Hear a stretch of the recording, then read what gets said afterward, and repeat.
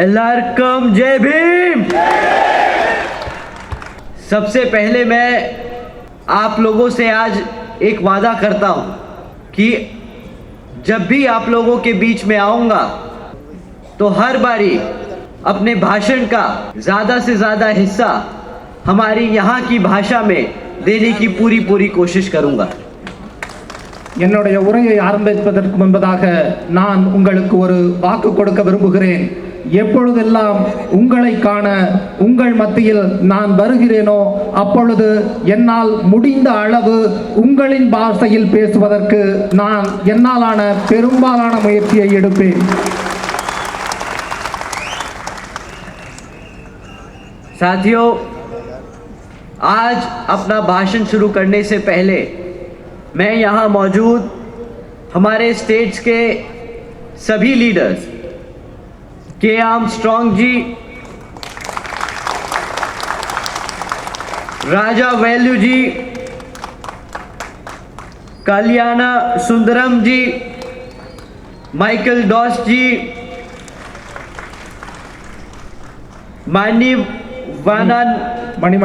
मणिवन्नन जी, देवेंद्रन जी, थमिजा माथी जी, तमिल माथी जी, कमलवेल सेल्वम, நன்றி. इलमारन सेगर एवं भानवी जी, आप सभी का मैं तहे दिल से धन्यवाद करता हूं कि आपने आज की चुनावी जनसभा को इतना सक्षम करने के लिए अपना पूरा दिन रात एक कर दिया, तो आपके लिए आपको मैं तहे दिल से धन्यवाद करता हूं. நான் என் உரையை ஆரம்பிப்பதற்கு முன்பதாக இந்த அவையில் வீற்றிருக்கும் தலைவர் திரு ஆம்ஸ்ட்ராங் அவர்களையும், ராஜவேலு அவர்களையும், கல்யாண சுந்தரம் அவர்களையும், மைக்கேல் தாஸ் அவர்களையும், மணிவண்ணன் அவர்களையும், தேவேந்திரன் அவர்களையும், தமிழ்மதி அவர்களையும், கமலவேல் அவர்களையும், இளமாறன் சேகர் அவர்களையும் வணங்குகிறேன். அது மட்டுமல்ல, அலைகடல் என திரண்டிருக்கும் பகுஜன் சொந்தங்களே, இரவை பகலாக்கி அமர்ந்திருக்கும் உங்கள் அனைவருக்கும் என் இதயத்தின் ஆழத்திலிருந்து என் நன்றியை உரித்தாக்குகிறேன். साथ ही साथ आज यहाँ इतनी बड़ी संख्या में हमारे सभी बड़े बुजुर्ग, युवा साथी, हमारी भाई, हमारी बहनें, हमारी माताएं जो इतनी बड़ी संख्या में आज यहाँ मौजूद हैं, हम सबको सुनने आए हैं, तो आप सभी को भी मैं तहे दिल से धन्यवाद और शुक्रिया अदा करता हूँ. அது மட்டுமல்லாது, இந்த தேர்தல் பரப்புரையில் தங்கள் குடும்பத்தோடு இங்கு வந்திருக்கும் எனதருமை பெரியோர்களையும், தாய்மார்களையும், இளம் தமிழர்களையும், என் வயதில் இருக்கும் என் அருமை சகோதரர்களையும், தோழர்களையும், குழந்தைகளையும் வருக வருகவென வரவேற்று மகிழ்கிறேன். साथियों, अपनी बात शुरू करने से पहले मैं अपने सभी संतों, गुरुओं व महापुरुषों को, जिसमें से खासकर महात्मा ज्योतिबा फूले, छत्रपति शाहू जी महाराज, पेरियार रामास्वामी जी, नारायणा गुरु, बाबा साहब डॉक्टर भीमराव अंबेडकर जी एवं मान्यवर साहब श्री काशीराम जी को नमन करता हूँ. நான் என் உரையின் பொருட்டாக நமது மூதாதையர்களை வணங்குவதை நான் பெருமையாக கருதுகிறேன். மிகவும் முக்கியமாக நமது மூதாதையரான ஜோதிராவ் பூலே அவர்களையும், சாஹு மகாராஜ் அவர்களையும், பெரியார் அவர்களையும், பாபா சாஹிப் அம்பேத்கர் அவர்களையும், காஞ்சிராம் அவர்களையும் வணங்கி என் உரையை துவங்குகிறேன். साथियों, अपनी बात शुरू करने से पहले मैं बहुजन समाज पार्टी की राष्ट्रीय अध्यक्ष व उत्तर प्रदेश की 4 बार मुख्यमंत्री व पूर्व सांसद आदरणीय बहन जी के नाम से लोकप्रिय बहन कुमारी मायावती जी को पूरे तहे दिल से आभार प्रकट करता हूँ. அது மட்டுமல்லாது, 4 முறை உத்தரப்பிரதேசத்தின் முதலமைச்சராக இருக்கும் இரும்பு மங்கையாம் நமது அருமை சகோதரி மாயாவதி அவர்களுக்கும் எனது வணக்கத்தை நான் தெரிவித்துக் கொள்ளுகிறேன். साथियों, जिन्होंने अपनी पूरी जिंदगी बामसेफ, DS4 व BSP के जन्मदाता एवं संस्थापक माननीय श्री कांशीराम जी के बताए हुए रास्ते पर चलकर परम पूज्य बाबा साहब डॉक्टर भीमराव अंबेडकर जी के मानवतावादी व आत्मसम्मान एवं स्वाभिमान के मूवमेंट के कारवा को अपने आजीवन त्याग, तपस्या व कड़े संघर्ष के जरिए नई राजनीतिक ऊर्जा, शक्ति व प्रदान की है। அவர் BAMSEF, DS4, BSP முதலானவைகளை நிறுவினதோடு மட்டுமல்லாமல் நமது அண்ணல் அம்பேத்கர் அவர்கள் காட்டிய நெறியில், அவரது வழியில் தனது வாழ்நாள் முழுவதுமாக இறுதி மூச்சுள்ளவரை இந்திய மாற்றத்தை ஏற்படுத்த வேண்டும் என்பதற்காக வீறு நடை போடுகிற அந்த இரும்பு மங்கை காட்டிய பாதையில் நான் தொடர்ந்து செல்வேன் என்பதை உங்களுக்கு சொல்லுகிறேன். साथियों, बहन जी के नेतृत्व से प्रभावित होकर BSP मूवमेंट से मैं भी अब आपके साथ जुड़ चुका हूं और इनके पद चिन्हों पर चलकर उस मिशनरी दायित्व, कर्तव्य व फर्ज को पूरा निभाने की पूरी कोशिश करता रहूंगा. இந்திய தேசமத்தின் ஒற்றை தலைமையாம் நமது சகோதரி மாயாவதி அவர்களின் காட்டிய வழியில் செல்வதற்காகவே நானும் என்னை இந்த இயக்கத்தோடு இணைத்து அவர் காட்டிய வழியில், அவர் காட்டிய நெறியில் செல்வேன் என்று உங்கள் முன்பாக உறுதியளிக்கிறேன். साथियों, जैसा कि आप जानते हैं, लोकसभा आम चुनाव अभी हमारे बीच में, हम लोकसभा आम चुनाव के बीच में हैं और ये चुनावी जनसभा भी उसी के लिए योजित की गई है. உங்களுக்கு நன்றாகவே தெரியும், இந்திய தேசம் இப்பொழுது ஒரு லோக்சபா தேர்தலை காணவிருக்கிறது, சந்தித்துக் கொண்டிருக்கிறது. நாம் இங்கே கூடியிருப்பதும் அது குறித்தான பரப்புரையில் தான் என்பதை நீங்கள் நன்றாகவே அறிவீர்கள். तो मैं आपसे इस लोकसभा आम चुनाव के बारे में, यहाँ पे विपक्षी पार्टियों के बारे में कुछ आपको बताना चाहूंगा. இந்த மேடையில் லோக்சபா தேர்தலின் பரப்புரையாக நமது எதிர்க்கட்சிகளை குறித்த, அவர்களது கருத்துக்களை குறித்த சில விஷயங்களை உங்கள் முன்பதாக வைக்கின்றேன். साथियों, यहाँ पर जैसे कि आप जानते हैं, भाजपा, DMK, AIADMK के साथ साथ कांग्रेस भी आप लोगों के बीच में आकर आपसे वोट मांगने का काम करेंगे. परंतु इस बारी आप वोट डालने से पहले इन सभी पार्टियों से आप 3 मुद्दों पे सवाल करेंगे.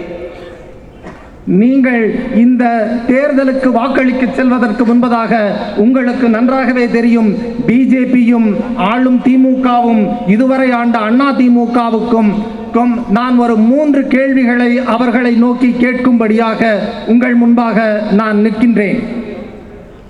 साथियों, 3 मुद्दों से ज्यादा जरूरी एक मुद्दा है.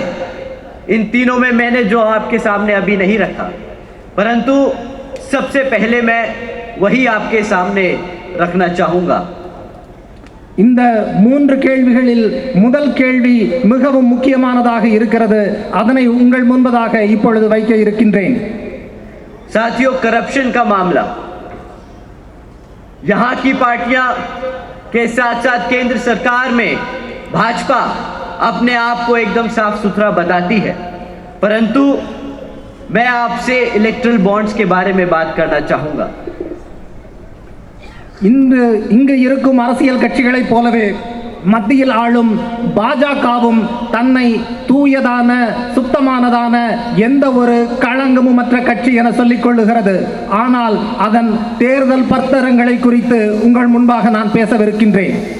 साथियों, मैं करप्शन और इलेक्ट्रल बॉन्ड्स के बारे में एक ही सेंटेंस में इसलिए बात कर रहा हूं क्योंकि पिछले 6 सालों में 25 राजनीतिक दलों ने तकरीबन 16,500 करोड़ रुपए बड़े बड़े धरना सेठों की कंपनियों से इलेक्ट्रल बॉन्ड्स यानी चंदे के रूप में लिए हैं। கடந்த 6 வருடங்களில் 25க்கும் அதிகமான கார்ப்பரேட்டுகளிடமிருந்து 16,000 கோடிக்கும் அதிகமான தொகையை இவர்கள் எலக்ட்ரல் பாண்ட் எனப்படும் தேர்தல் பத்திரங்களாக பெற்றிருக்கின்றார்கள்। इन 25 राजनीतिक दलों में से यहाँ की बीजेपी, डीएमके, एआईएडीएमके भी शामिल हैं। அந்த 25 கட்சிகளில் ஆளும் பிஜேபியும் தமிழகத்தை ஆளும் டிஎம்கேவும் இதுவரை ஆண்ட ஏஐஏடிஎம்கேவும் அங்கம் வகிக்கின்றனர் என்பதை நீங்கள் அறிந்து கொள்ளுங்கள்। तो साथियों, अगर ये पार्टियां आपके बीच में आती हैं तो सबसे पहले आपको इनसे सवाल करना होगा कि ये जो आपने 16,500 करोड़ का चंदा लिया है धरना सेठों से, तो उसका फायदा आपने अपनी पार्टी चलाकर अपने लोगों का भला किया हो, परंतु हमारे समाज के लिए आप लोगों ने क्या काम किए हैं, इसका जवाब इस बारी वोट डालने से पहले आप लोगों को इनसे लेना होगा। மேற்சொன்ன பாஜகவும் திமுகவும் அதிமுகவும் கட்சிகளைச் சேர்ந்தவர்கள் உங்கள் மத்தியில் வாக்கு சேகரிக்க வரும் பொழுது நீங்கள் கேட்க வேண்டிய கேள்வி என்னவெனில், இவ்வாறான தேர்தல் பத்திரங்களின் மூலமாக நீங்கள் சம்பாதித்து வைத்திருக்கிற தொகையை கொண்டு நீங்களும் உங்கள் கட்சியும் கட்சியினருமே உங்கள் வாரிசுகளுமே பயனடைந்தீர்களே ஒழிய நீங்கள் எங்களுக்கு, பகுஜனுக்கு, பொதுமக்களுக்கு செய்த நன்மை என்பதை மிகவும் முக்கியமான கேள்வியாக நீங்கள் கேளுங்கள்। வாக்களிப்பதற்கு முன்பதாக அதனை நீங்கள் நினைவில் நிறுத்துங்கள்।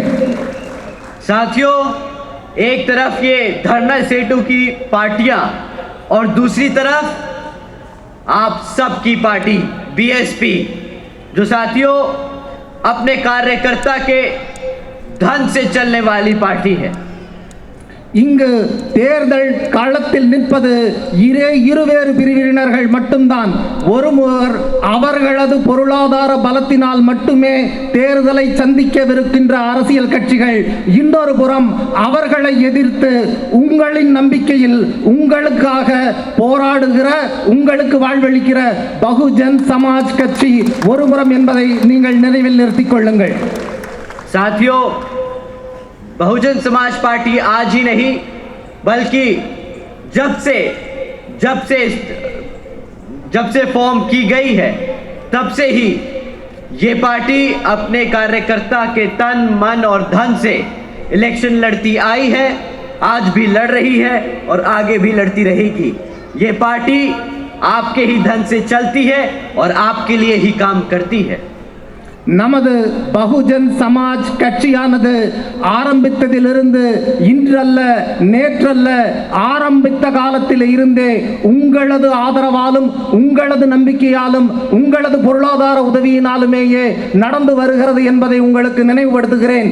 இதுகாறு மட்டுமல்ல, இனிவரும் காலங்களிலும் உங்களுக்கு நம்பிக்கையுரியதாக உங்களின் உடல், பொருள், ஆவி என்பதை மட்டுமே கருத்தில் கொண்டு இந்த கட்சி முன்னேறி என்பதையும் உங்களுக்கு நான் சொல்லிக்கொள்ள விரும்புகிறேன்।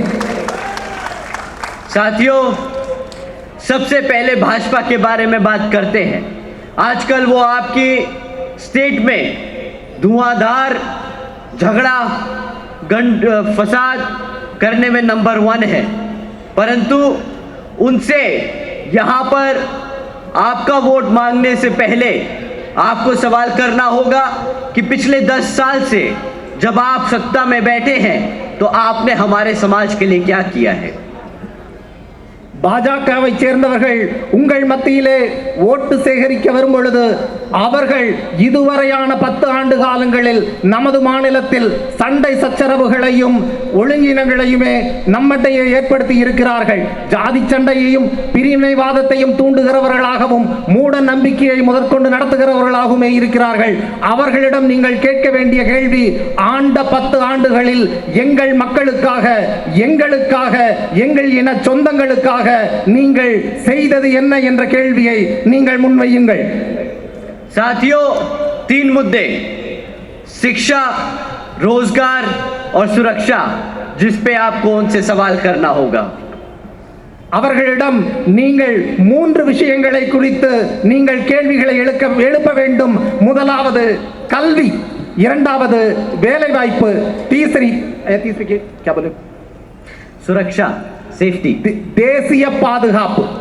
நீங்கள் அவர்களிடம் கேட்க வேண்டிய 3 விஷயங்கள் கல்வி, வேலைவாய்ப்பு, இந்த தேசத்தின் பாதுகாப்பு.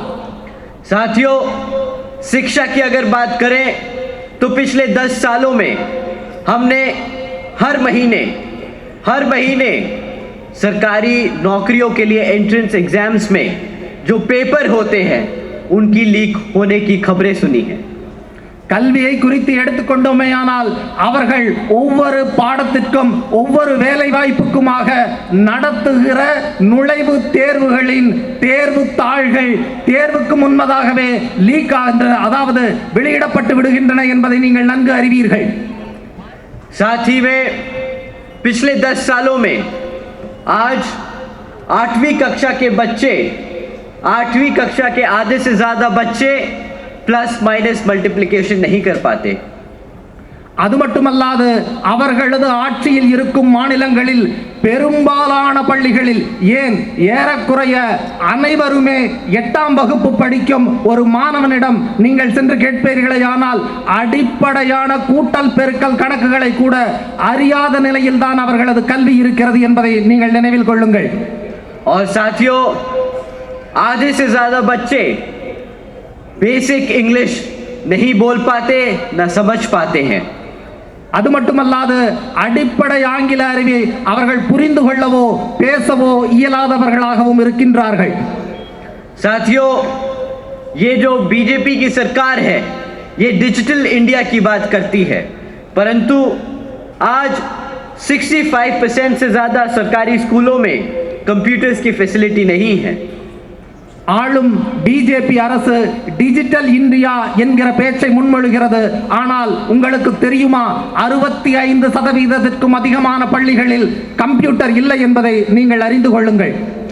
साथियों, दूसरा सवाल जो आपको इनसे करना होगा वो है हमारे युवा साथियों के लिए रोजगार का. இரண்டாவது கேள்வி நீங்கள் அவர்களை பற்றி கேட்க வேண்டியது இந்தியாவில் இளைஞர்களுக்கான வேலை வாய்ப்பை குறித்தது. साथियों, आज रोजगार के नाम पे जो बुरा हाल है वो इस कदर पहुंच चुका है कि आज 3 में से 1 ग्रेजुएट युवा हमारा बेरोजगार घूम रहा है. வேலையின்மை, வேலையில்லா திண்டாட்டம் என்பது இன்று இத்தகைய நிலைமையை அடைந்திருக்கிறது. 3இல் 1 பட்டதாரி இளைஞனுக்கு வேலை வாய்ப்பில்லாத நிலைமைதான் இந்தியாவில் நிலவுகிறது என்பதை கருத்தில் கொள்ளுங்கள். साथियों, कुछ चंद क्लास 4 की नौकरियों के लिए हमारे यहाँ आज 90,000 से ज़्यादा PhD स्कॉलर्स, इंजीनियर्स और ग्रेजुएट्स एक क्लास 4 की नौकरी के लिए अप्लाई कर रहे हैं. வேலை வாய்ப்பு என்பது எந்தகைய நிலைமையை அடைந்திருக்கிறது என்றால் குரூப் 4, அதாவது 4ஆம் நிலை வேலை வாய்ப்புக்கான தேர்வுகளை எழுதுகிற 90,000 லட்சத்திற்கும் அதிகமான மக்கள் பட்டதாரி இளைஞர்களாகவும் என்ஜினியர்களாகவும் ஏன் அவர்களது டாக்டரேட் அதாவது PhD படிப்பை முடித்தவர்களாகவும் இருக்கிறார்கள். साथियों, जब रोजगार का इतना बुरा हाल है तो ये लोग आपका दिमाग आपको भटकाने के लिए, आपको उन मुद्दों से भटकाने के लिए ये मुफ्त में राशन देने की बात करते हैं. வேலை வாய்ப்பின்மை என்னும் இந்த மிகப்பெரிய கொடுமையிலிருந்து உங்களை திசை திருப்புவதற்காகத்தான் இப்பொழுது அவர்கள் இலவச ரேஷன் என்னும் ஒரு யுக்தியை அவர்களது கைகளில் ஏந்தி இருக்கிறார்கள்.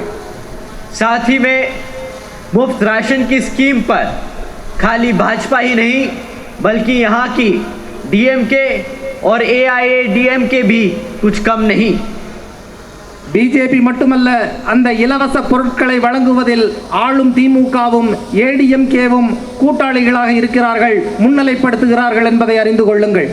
तो साथियों, इस मुफ्त राशन की स्कीम से आप लोगों को हटकर उनसे सवाल पूछना होगा कि मुफ्त राशन में आप हमें 1,000-2,000 रुपए का महीने का राशन तो दे देते हो, परंतु अगर हमारा बच्चा, अगर हमारा युवा साथी रोजगार में होगा, अगर क्लास 4 की भी नौकरी लगाए तो 15 से 20,000 रुपये महीना कमाएगा। तो 1,000 रुपये के राशन के बदले 20,000 रुपये का चूना क्या आप लोगों को मंजूर है? இவர்கள் இலவசம் என்ற பெயரில் உங்களுக்கு 1000 2000ற்கான பொருட்களை கொடுக்கிறார்கள். ஆனால் குழந்தைகளே, இளைஞர்களே, நினைவில் கொள்ளுங்கள், உங்களுக்கு சொல்லுவதைப் போல 4ஆம் நிலையான குரூப் 4க்கான வேலை வாய்ப்பு கிடைக்குமேயானால் உங்களுக்கு குறைந்தபட்சம் 20,000 ரூபாய் சம்பளமாக கிடைக்கும். 1000 2000 இலவசங்களுக்காக 20,000 ரூபாய் வேலையை இழப்பதற்கும் இழந்து விடுவதற்கும் நீங்கள் தயாராக இருக்கின்றீர்களா? साथियों, जहां पे ये आपको 1,000 के बदले 20,000 रुपए का चूना लगा रहे हैं, वहीं पे इनसे महंगाई भी नहीं रुक रही है। 1000 2000ற்கு பதிலாக 20,000 ரூபாய் வேலை தருகிற வாய்ப்பை அவர்கள் உங்களிடமிருந்து பறித்துக் கொள்ளுகிறார்கள். அதாவது உங்களுக்கு வெண்ணெய் தடவுகிறார்கள் என்பதை நீங்கள் புரிந்து கொள்ளுங்கள். அது மட்டுமல்ல, இலவசங்களை தருவதன் மூலமாக விலைவாசி உயர்வையும் அவர்களால் கட்டுப்படுத்த முடிவதில்லை என்பதை அறிந்து கொள்ளுங்கள். साथियों, आज से 10 साल पहले पेट्रोल का दाम 50 रुपए हुआ करता था, परंतु आज यही पेट्रोल 100 रुपए पार कर चुका है। 10 ஆண்டுகளுக்கு முன்பதாக உங்களுக்கு நன்றாகவே தெரியும், பெட்ரோலின் விலை கிட்டத்தட்ட 50 ரூபாயாக இருந்தது. ஆனால் இன்று அது 100 ரூபாயையும் கடந்திருக்கிறது. और साथियों, जो गैस सिलेंडर की सब्सिडी देते हैं हमारे प्रधानमंत्री जी, वही गैस सिलेंडर आज से 10 साल पहले 400 रुपए का हुआ करता था। आज वही गैस सिलेंडर 1100 रुपए पार कर चुका है। நமது பிரதம மந்திரியால் வழங்கப்படுகிற கேஸ் சிலிண்டருக்கான மானியத்தை குறித்து நீங்கள் நன்கு அறிவீர்கள். 10 ஆண்டுகளுக்கு முன்பதாக ரூபாய் 400 இருந்த கேஸ் சிலிண்டரின் விலை ரெக்கை கட்டி பறந்து உயர்ந்து இன்று கிட்டத்தட்ட 1100 1200 என்ற நிலையில் இருக்கிறது. साथियों, सबसे ज़्यादा चौंकाने की बात तो ये है कि जब प्रधानमंत्री जी इलेक्शन में उतरते हैं तो इलेक्शन में उतरने से 4 दिन पहले, महीना भर पहले इन्हीं दामों में 2-3 रुपया कम कर एहसान जताते हैं कि वो अपनी जनता की फिक्र करते हैं। वो अपनी जनता को जताते हैं कि हमने तो दाम कम करने की पूरी कोशिश की है। இதில் ஆச்சரியமூட்டும் வகையிலான விஷயம் என்னவென்றால், எப்பொழுதெல்லாம் தேர்தல் வருகிறதோ, தேர்தல் பரப்புரைக்கு செல்வதற்காக நமது பாரத பிரதமர் தயாராகின்றாரோ, அப்பொழுது விலைவாசி உயர்வை கட்டுப்படுத்துவதாகவும் குறைப்பதாகவும் நம்மீது இரக்கம் காட்டுவதாகவும் கூறி 2-3 அதிகபட்சமாக 4 ரூபாய் என விலைவாசியை குறைத்து நம்மீது இரக்கம் காட்டுவதாக அவர்கள் பாவலா செய்கிறார்கள். साथियों, भाजपा देश के लिए ही सही, देश के साथ साथ यहाँ तमिलनाडु के लिए भी बहुत खतरनाक है। பிஜேபி அரசு என்பது இந்த நாட்டுக்கு மட்டுமல்ல, நாட்டோடு கூட சேர்ந்து இந்த தமிழ்நாட்டிற்கும் மிகவும் ஆபத்தானது என்பதை நினைவில் கொள்ளுங்கள். साथियों, भाजपा सरकार ने हमारे समाज को अंदर से कमजोर करने के लिए ये सोची समझी चाल चली है। हमारे बच्चों को वो पढ़ाना नहीं चाहते, हमारे युवा साथियों को रोजगार नहीं देना चाहते। तो साथियों, जब हमारे बच्चे पढ़ेंगे नहीं तो रोजगार कहाँ से लेंगे, और अगर रोजगार नहीं ले पाएंगे तो आपका रिजर्वेशन भी कहाँ से मिलेगा। साथियों, ये इनकी सोची समझी चाल है ताकि हमारा समाज जो आज तक यहाँ तक पढ़ लिख कर आया है वो वापस कई 100 साल पीछे चला जाए। அவர்களது மிகப்பெரிய சூழ்ச்சி என்னவெனில், நமது பகுஜன் சொந்தங்களாகிய நமது மக்களை இவர்கள் படிப்பதிலிருந்து நிறுத்தி விடுகிறார்கள், படிப்பதற்கான வாய்ப்பை தர மறுக்கிறார்கள். நமது பிள்ளைகளும் படித்து வளருகிற, படித்து வைத்திருக்கிற இளைஞர்களும் அவர்களது ரிசர்வேஷனை, இடஒதுக்கீட்டினை பயன்படுத்தி நல்லதொரு வேலை வாய்ப்பை பெறவில்லை என்றால் இனிவரும் காலத்தில் நமது சமுதாயம் 10-20 ஆண்டுகள் அல்ல 50-100 ஆண்டுகளுக்கு பின்னோக்கி செல்லும். அதற்கான சூழ்ச்சியில் அவர்கள் தெளிவாக இயங்கிக் கொண்டிருக்கிறார்கள் என்பதை நீங்கள் கருத்தில் கொள்ளுங்கள். साथियों, जिस तरह बीजेपी है उसी तरह यहाँ पर डीएमके और एआईएडीएमके भी हाल हैं। ये दोनों ही एक सिक्के के दो पहलू हैं। ये भी उतने ही खतरनाक हैं जितना यहाँ पर भाजपा की सरकार है। பிஜேபி மட்டுமல்ல, டிஎம்கேவும் அனைத்திந்திய அண்ணா திராவிட முன்னேற்ற கழகங்களும் நமக்கு ஆபத்தானவர்கள், எச்சரிக்கையா இருக்க வேண்டியவர்கள். அவர்கள் இருவரும் ஒரே நாணயத்தின் இரண்டு பக்கத்தை போன்றவர்கள். எப்படி பிஜேபி அரசு இந்தியாவிற்கு பாதுகாப்பின்மைக்கு காரணமாக இருக்கிறதோ, ஆபத்தாக இருக்கிறதோ, அதுபோலவே மேற்சொன்ன இருவேறு அரசுகளும் நமது தமிழ்நாட்டிற்கு என்பதை நீங்கள் கருத்தில் கொள்ளுங்கள், தெரிந்து கொள்ளுங்கள். साथियों, यही वो डीएमके सरकार है जिसके चलते हुए 2 दिसंबर 2022 में यहाँ पे हमारे एससी समाज के एक गांव के पानी में कुछ मानववादी सोच रखने वाले समाज के लोगों ने पानी सप्लाईज में ह्यूमन फीसिस डालकर उसको जहरीला बनाने की कोशिश की थी। परंतु 2022 से आज तक उस मामले में एक भी गिरफ्तारी नहीं हुई है। आप लोग खुद ही सोचिए, जो सरकार हमारे समाज पर ऐसे हमला करते हुए लोगों को अगर गिरफ्तार ना कर सके तो वो किसकी तरफ खड़ी है? आपकी तरफ या उन मनुवादी सोच रखने वालों लोगों की तरफ? जनधर्मे बहुजन சொந்தங்களே, ஆளும் திமுக அரசு சமூக நீதி பேசிக் கொண்டிருக்கிறது. நீங்கள் நன்றாக அறிவீர்கள். கடந்த 2 வருடங்களுக்கு முன்பதாக 2 டிசம்பர் நமது சொந்தங்கள் பருகுகிற குடிநீரில் அவர்கள் மனித மலத்தை கலந்தார்கள், அதனை விஷமாக்கினார்கள். சமூக நீதி பேசுகிற இந்த திமுக அரசு இதுவரை அந்த சமூக விரோதிகளில் ஒருவரை கூட கைது செல்லவில்லை. மனு தர்மத்திற்கு எதிராக, சனாதனத்திற்கு எதிரானவர்கள் என கூறிக்கொள்ளுகிற இவர்கள் யார் பக்கம் நிற்கிறார்கள் என்பதை நீங்கள் யோசித்து பாருங்கள். நமது அரசு அமையுமேயானால் இத்தகைய ஒரு நிகழ்வு நடக்க நாம் விடுவோமா?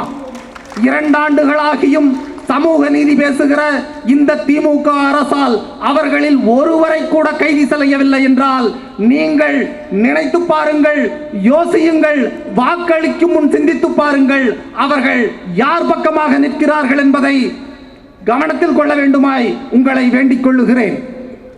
साथियों, यही वो सरकार है जिसके चलते हुए जब हमारा युवा साथी अपने भगवान, अपने महापुरुष बाबा साहब डॉक्टर भीमराव अंबेडकर जी का टैटू हाथ पे बनाता है तो उससे जलकर यहाँ के मनुवादी सोच रखने वाले लोग उसको मारपीट करते हैं।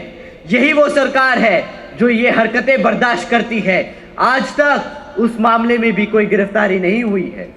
இதே சமூக நீதி பேசிக்கொண்டு ஆளுகிற இந்த திமுக அரசின் பொழுதுதான் நமது அருமை சகோதரன் அவனது கைகளில் இட்டுக்கொண்ட பாபா சாஹிப் அம்பேத்கரின் டாட்டுவை தீ கொண்டு அழித்தது மட்டுமல்லாமல் அவர்களை அடித்தும் உதைத்தும் சித்திரவதையும் செய்திருக்கிறார்கள்.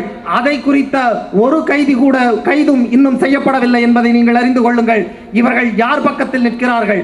சனாதனம் என்பதை வாயில் மட்டுமே பேசுகிறார்களே ஒழிய மனு தர்மத்தின் பக்கத்தில் தான் இவர்கள் நின்று கொண்டிருக்கிறார்கள். நமக்கு எதிரானவர்கள் என்பதை நீங்கள் அறிந்து கொள்ளுங்கள் அருமை சகோதரர்களே. साथियों, वैसे तो यहाँ पर आए दिन हमारे समाज पर अत्याचार होते रहते हैं, परंतु इस बारी आपको इन सब से अपना वोट डालने से पहले सवाल करना होगा कि अब और नहीं, अब ये अत्याचार बर्दाश्त नहीं होगा। हमारे बाबा साहब, हमारे मान्यवर साहब एक नारा देकर गए थे, वोट हमारा राज तुम्हारा, नहीं चलेगा नहीं चलेगा। अब उसी नारे को हकीकत में बदलने का समय आ गया है। இத்தகைய கொடுமைகள் தொடர்ந்து நடந்து கொண்ட வண்ணமே தான் இருக்கின்றன. அந்த கொடுமைகளிலிருந்து நாம் விடுதலை பெற வேண்டுமானால், மீண்டெழ வேண்டுமானால், இனிமேலும் இனிவரும் காலங்களிலும் நமது ஓட்டுகளில் அவர்களது அரசு இருக்கக்கூடாது. நமது பாபா சாஹிப் அண்ணல் அம்பேத்கர் நமக்கு கொடுத்திருக்கிற ஒரு கோஷத்தின் கீழாக, ஒரு முழக்கத்தின் கீழாக நாம் ஒன்றுபட வேண்டும். இனிமேல் எங்கள் ஓட்டில் உங்கள் ஆட்சி நடக்காது, நடக்காது. எங்கள் ஓட்டில் உங்கள் ஆட்சி நடக்காது, நடக்காது. ஒவ்வொருவரும் இந்த தேர்தலில் வாக்களிக்க செல்வதற்கு முன்பதாக இதனை கருத்தில் கொண்டு உங்கள் வாக்குகளை யானை சின்னத்தில் தர வேண்டுமாய் கேட்டுக்கொள்கிறேன். साथियों, आज आप लोग अपना इतना कीमती समय निकालकर हमें सुनने आए हैं, तो मैं इन विरोधी पार्टियों के अलावा हमारी बहन जी के कार्यकाल के बारे में आप लोगों को बताने आया हूं. நீங்கள் உங்கள் பொன்னான நேரத்தை செலவு செய்து என் உரையை கேட்பதற்காக வந்திருக்கின்றீர்கள். எதிர்க்கட்சிகளை குறித்து பேசுவதோடு மட்டுமல்லாமல் நமது சகோதரி இரும்பு மங்கை அன்னை மாயாவதி அவர்களின் கருத்தையும் உங்கள் முன்பாக வைக்கின்றேன். साथियों, जैसा कि आप सब जानते हैं, बहन जी की सरकार में बहन जी ने महामाया गरीब बालिका आशीर्वाद योजना चलाई थी, जिसके तहत 3,25,000 बच्चियों को उनके पैदा होने पर ही बहन जी ने 1-1 लाख रुपए देने का काम किया था. நீங்கள் நன்றாக அறிவீர்கள், அவரது அரசின் பொழுது மாயா பாலிகா என்கிற ஒரு திட்டத்தின் மூலமாக 3,25,500 குழந்தைகள் பிறந்த பொழுது அவர்கள் பெயரில் ரூபாய் 1 லட்சம் டெபாசிட் செய்யப்பட்டது. तो साथियों, जैसा कि बहन जी ने बताया है कि बसपा कभी मैनिफेस्टो जारी नहीं करती, बट बसपा का करा हुआ काम ही उसका मैनिफेस्टो है. तो आने वाले लोकसभा चुनाव में अगर आप बहन जी को प्रधानमंत्री बनाकर पार्लियामेंट में भेजेंगे, तो इसी स्कीम के तहत चलकर बहन जी उत्तर प्रदेश के साथ साथ पूरे देश में हमारी बच्चियों को 1-1 लाख रुपए देने का काम करेंगी. நீங்கள் நன்றாகவே அறிவீர்கள், நமது சகோதரி மாயாவதி அவர்கள் தேர்தலின் பொழுது வாக்கு கொடுப்பதே இல்லை.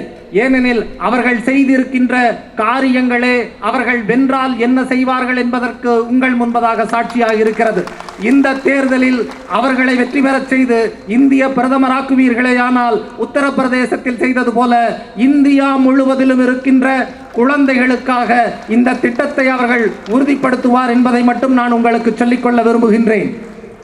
साथ ही में बहन जी ने अपनी सरकार के चलते हुए सावित्रीबाई फूले बालिका शिक्षा योजना चलाई थी, जिसके तहत 7 लाख से ज़्यादा बच्चियों को 12वीं तक की शिक्षा मुफ्त कराने का काम बहन जी ने किया था. साथियों, अगर हम बहन जी को दोबारा से हम आने वाले लोकसभा चुनाव में प्रधानमंत्री बनाकर पार्लियामेंट में भेजने का काम करेंगे, तो बहन जी इसी योजना के तहत चलकर यहाँ पर ही नहीं पूरे देश में हमारे सभी बच्चियों को 12वीं तक की शिक्षा मुफ्त कराने का काम करेंगी. சாவித்திரிபாய் பூலே கல்வி திட்டத்தின் கீழாக அவரது ஆட்சியின் பொழுது உத்தரப்பிரதேசத்தில் 7 லட்சம் குழந்தைகளுக்கு அடிப்படை வகுப்பிலான 5வது வகுப்பு வரையான கல்வியை அவர்கள் இலவசமாக கொடுத்தார்கள். முதலமைச்சராக இருந்த பொழுதே செய்தவர்களை நீங்கள் பிரதமராக்குவீர்களே, ஆனால் இந்தியா முழுமைக்கும் இந்த திட்டத்தை அவர்கள் எடுத்து வருவார்கள் என்பதையும் நான் உங்களுக்கு உறுதிபட கூறிக்கொள்ள விரும்புகின்றேன்.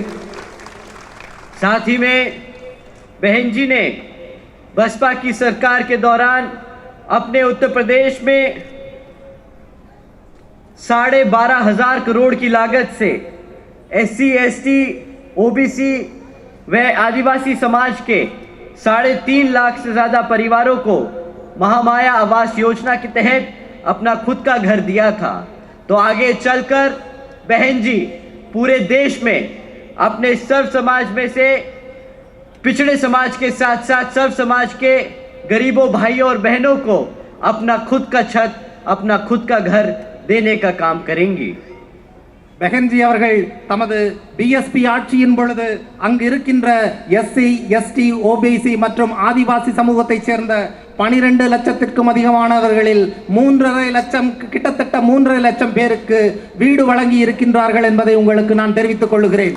அவர்கள் பிரதமராவதின் மூலமாக இந்தியா முழுவதிலும் இருக்கின்ற வீடில்லாத ஏழைகள் அவர்கள் தங்கள் சொந்த வீட்டில் உறங்குவதற்கான ஒவ்வொருவருக்குமான வீடு உறுதியாய் தருவார்கள் என்பதையும் நான் உங்களுக்கு கூறிக்கொள்ள விரும்புகின்றேன். साथियों, बहन जी ने अपने शासनकाल में अकेले उत्तर प्रदेश में 90,000 से ज्यादा शिक्षकों को सरकारी नौकरी देने का काम किया था। பெஹன்ஜி அவர்கள் தமது ஆட்சி காலத்தில் 90,000த்திற்கும் அதிகமான படித்த இளைஞர்களுக்கு வேலை வாய்ப்பினை வழங்கி இருக்கின்றார்கள். 1 लाख से अधिक सफाई कर्मचारियों को नौकरी देने का काम किया. 1 லட்சத்திற்கும் அதிகமான சலவை தொழிலாளர்களுக்கு வேலை வாய்ப்பினை வழங்கி இருக்கின்றார்கள். 2 लाख से अधिक जवानों को पुलिस फोर्स में भर्ती किया. 2 லட்சத்திற்கும் அதிகமான இளைஞர்களை காவல்துறையில் சேர்த்திருக்கின்றார்கள். 6 लाख से अधिक अपर कास्ट समाज में से कमजोर लोगों को विभिन्न सरकारी नौकरियों देने का काम किया. இது மட்டுமல்ல, 6 லட்சத்திற்கும் அதிகமான உயர்ந்த ஜாதி இந்துக்களில் பொருளாதார ரீதியாக பின்னடைந்தவர்களுக்கு பலவிதமான அரசு துறைகளிலும் அவர்கள் வேலை வாய்ப்பினை வழங்கி இருக்கின்றார்கள். जिस तरह बहन जी ने अपने प्रदेश में ये कुछ लाखों नौकरियों देने का काम किया, उसी तरह अगर भारत में आप बहन जी को प्रधानमंत्री बनाकर पार्लियामेंट में भेजेंगे तो बहन जी पूरे देश में करोड़ों युवाओं को नौकरी देने का काम करेंगी. முதலமைச்சராக இருந்த பொழுது லட்சக்கணக்கான இளைஞர்களுக்கு எப்படி அவர்கள் வேலை வாய்ப்பினை பெற்று தந்தார்களோ அதை போலவே நமது இரும்பு மங்கை பெஹன்ஜி அவர்கள் இந்திய பிரதமர் ஆவார்களேயானால் கோடிக்கணக்கான இளைஞர்கள் வேலை வாய்ப்பினை பெறுவார்கள் என்பதை உறுதிபட அறிந்து கொள்ளுங்கள். साथियों, अपनी बात को यही विराम देते हुए मैं आप लोगों से एक बार यही अपील करता हूं कि हमारे स्टेट तमिलनाडु में जहां जहां पर हमारे लोगों को, हमारे प्रत्याशी को खड़ा किया गया है, आप सब उनको हाथी के सामने वाला बटन दबाकर यहाँ पर बहन जी के हाथ मजबूत करने का काम करें और हमारे सभी प्रत्याशियों को पार्लियामेंट भेजने का काम करें. எனது உரையை நிறைவு செய்வதற்கு முன்பதாக உங்களிடம் என் இதயத்தின் ஆழத்திலிருந்து வாக்காளர் பெருமக்களாகி உங்களை நோக்கி நான் கேட்டுக்கொள்வது என்னவென்றால், நமது சின்னமாம் யானை சின்னத்தில் நிற்கின்ற இந்த வேட்பாளர்களை நீங்கள் நினைவில் கொள்ளுங்கள். தேர்தல் நாளின் பொழுது உங்கள் வாக்குகளை பதிவு செய்ய நீங்கள் செல்லுகையில் யானை சின்னத்திற்கு அருகே இருக்கின்ற பொத்தானை அழுத்தி உங்கள் வாக்குகளை பதிவு செய்வதன் மூலமாக நமது சகோதரி இரும்பு மங்கை மாயாவதி அவர்களின் கரத்தை நீங்கள் பலப்படுத்த வேண்டுமாயும் உங்களிடம் கேட்டுக்கொள்கின்றேன். और मुझे पूरा भरोसा है कि यहाँ पर हमारे समाज की सभी माताएं बहनें बढ़ चढ़कर अपने सभी साथियों को, अपनी सभी सहेलियों को, अपने सभी दोस्तों को ले जाकर वोट डालने का काम करेंगे और यहाँ पर बहन जी के साथ साथ हमारे सभी प्रत्याशियों को जिताने का काम करेंगे. எனக்கு உங்கள் மீது பூரண நம்பிக்கை இருக்கின்றது. இங்கு அமர்ந்திருக்கும் ஒவ்வொரு சகோதரிகளும் உங்களது வாக்குகளை மட்டுமல்ல, உங்கள் தெரிந்தவர்களின் வாக்குகளை, அண்டையலாரின் வாக்குகளை, உங்கள் உறவுகளின் வாக்குகளையும் நீங்கள் இந்த சின்னத்திற்கு பெற்றுத் தருவதன் மூலமாக அன்பு சகோதரி மாயாவதி அவர்களின் கரத்தை பலப்படுத்துவீர்கள் என்று நான் நம்புகிறேன். साथियों, आज अपनी बात यहाँ खत्म करने से पहले मैं एक बारी फिर से आप सभी का तहे दिल से धन्यवाद करना चाहता हूँ. साथ ही साथ हमारे सभी BBF के जवान साथियों का भी तहे दिल से धन्यवाद करता हूँ. और यहाँ पर मौजूद हमारी सभी माताएं बहनें, हमारे सभी बड़े बुजुर्ग, हमारे सभी युवा साथियों और हमारे यहाँ पर रॉकस्टार रैपर्स सभी लोगों का तहे दिल से धन्यवाद करता हूँ. जय भीम, जय भारत. என் உரையை நிறைவு செய்வதற்கு முன்பதாக வஞ்சகமில்லா நெஞ்சம் படைத்திட்ட வாக்காளர் பெருமக்களே, உங்கள் அனைவருக்கும் என் இதயத்தின் ஆழத்திலிருந்து என் நன்றியை நான் உரித்தாக்குகிறேன். இங்கு வந்து அமர்ந்திருக்கும் பெரியோர்களே, தாய்மார்களே, குழந்தைகளே, இளைஞர்களே, எனதருமை சகோதர சகோதரிகளே, BBF நண்பர்களே, அது மட்டுமல்லாது மேடையில் கலை நிகழ்ச்சிகளை படைத்திட்ட எனதருமை சகோதரர்களே, ராக் ஸ்டார்களே, உங்கள் அனைவருக்கும் எனது இதயத்தின் ஆழத்திலிருந்து எனது நன்றியை உரித்தாக்குகிறேன். நீங்கள் மறந்து விடாதீர்கள், மறந்தும் இருந்து விடாதீர்கள். நீங்கள் வாக்களிக்க வேண்டிய சின்னம் யானை சின்னம். யானை சின்னத்திற்கு வாக்களிப்பதன் மூலமாக, இவர்களை வென்று காட்டுவதன் மூலமாக நீங்கள் பலப்படுத்துகிற கரங்களை கொண்ட இரும்பு மங்கையின் சார்பாக மீண்டும் ஒரு முறை என் இதயத்தின் ஆழத்தில் இருந்து உங்களுக்கு நான் என் நன்றியை உரித்தாக்குகின்றேன். உரையை நிறைவு செய்கிறேன். ஜெய் பீம், ஜெய் பாரத்.